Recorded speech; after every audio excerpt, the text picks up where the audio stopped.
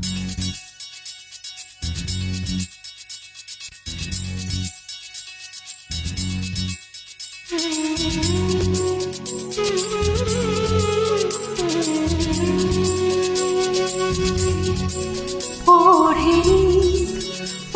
के नाचो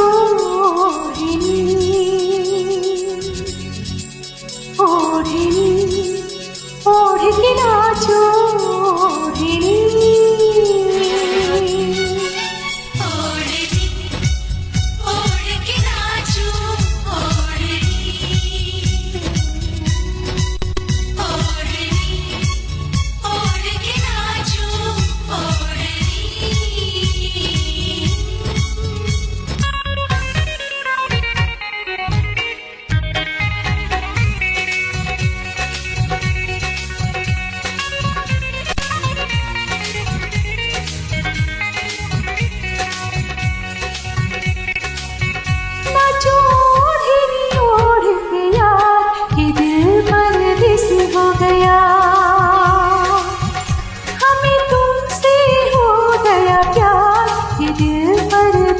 हो गया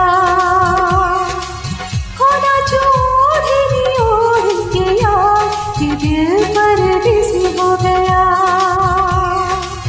वो हमें तुमसे हो गया प्यार कि दिल परदेसी हो गया।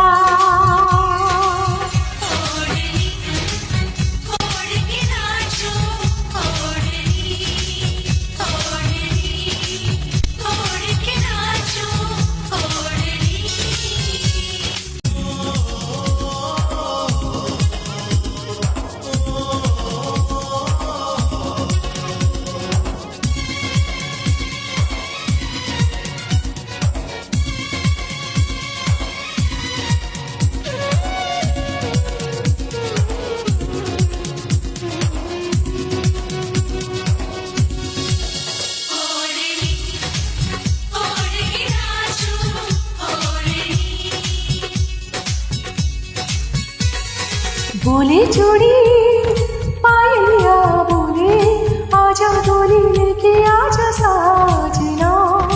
बोले चूड़ी पायलिया बोले आजा डोली लेके आजा साजना।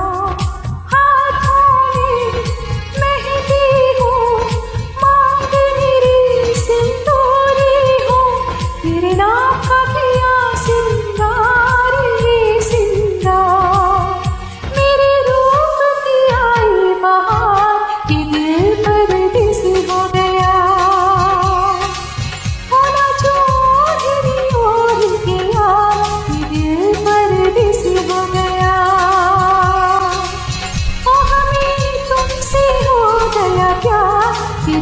परदेसी हो गया